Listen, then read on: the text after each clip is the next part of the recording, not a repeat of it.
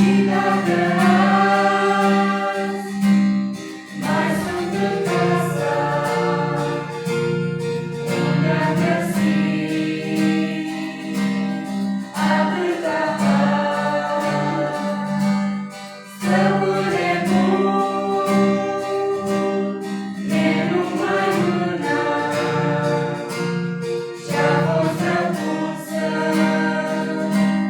pe calvar.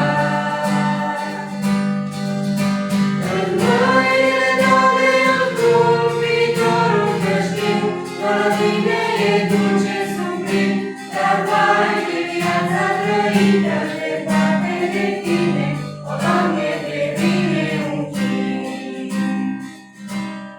Nu poți plăti cu lemn și paie un viitor mai luminos, dar a rugat nu neștermare e Domnul meu, Iisus Hristos.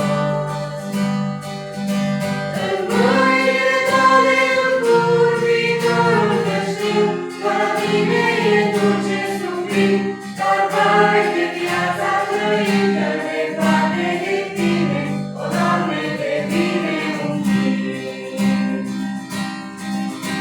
În mâinile tale încurc viitorul, că știu că la tine